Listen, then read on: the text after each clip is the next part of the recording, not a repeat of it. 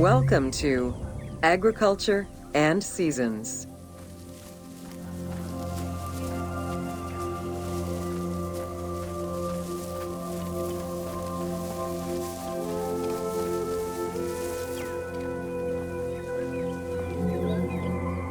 While crops were cultivated in different oases around the desert, most of the arable lands were near the Nile. Two types of cereal grain were cultivated, barley and an ancient wheat known as emmer.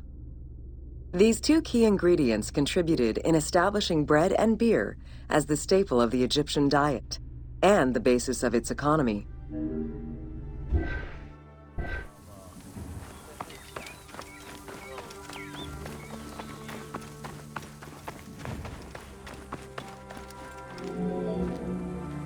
The Ptolemaic era created an agricultural revolution with the introduction of advanced agricultural techniques and new grain types such as rice, durum wheat, and pearl millet. The resulting agricultural mass production greatly increased the economy of ancient Egypt. It also prompted the development of storage and transportation, allowing long-distance trade with other regions.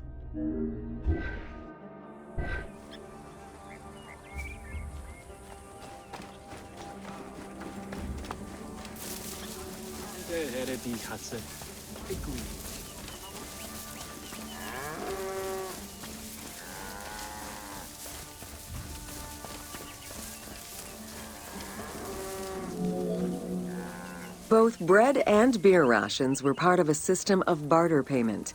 The state used those goods to pay wages for those who worked in the quarries and at the construction sites. Beer was so important to ancient Egyptians, they had a goddess of beer brewing, Tenenet. Tenenet is seen in many paintings and sculptures with beer, and women are depicted as the primary beer makers.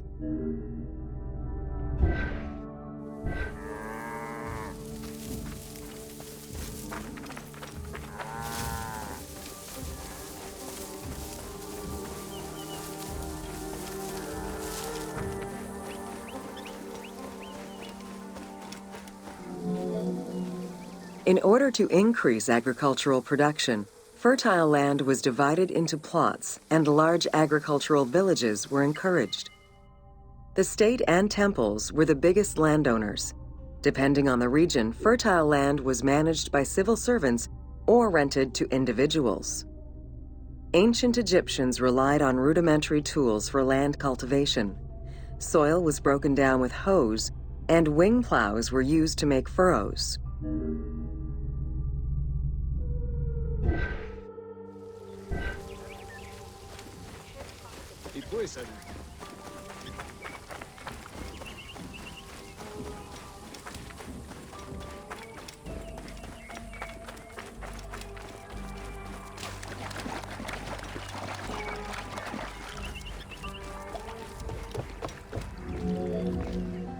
The three seasons known as Akhet, Peret, and Shemu corresponded to a specific phase of the agricultural process and the river's natural changes.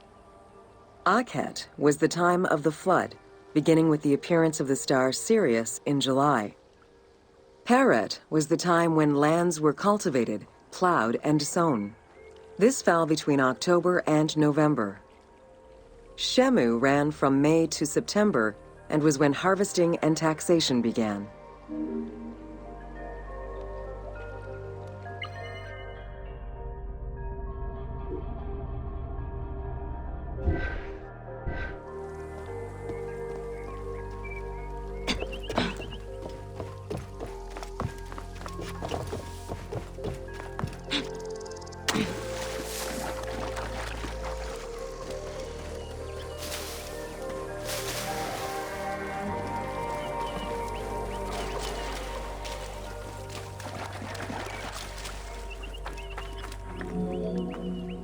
The pharaoh's duty was to uphold order against chaos and provide for his people. Priests and local governors also wanted to appear as protectors of the people. However, any variation in the Nile's seasons could cause water shortages. This had devastating consequences on wheat and barley crops. The pharaoh, administrators, and priests knew they needed to demonstrate their ability to prevent such a catastrophe from happening. And so they invented the story, which would be inscribed upon the famine stela.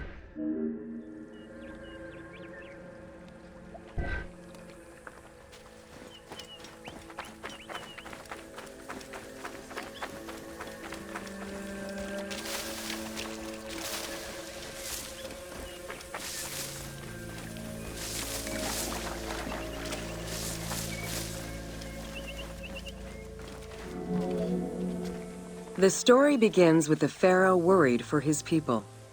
The Nile hasn't flooded in years, and his people are starving.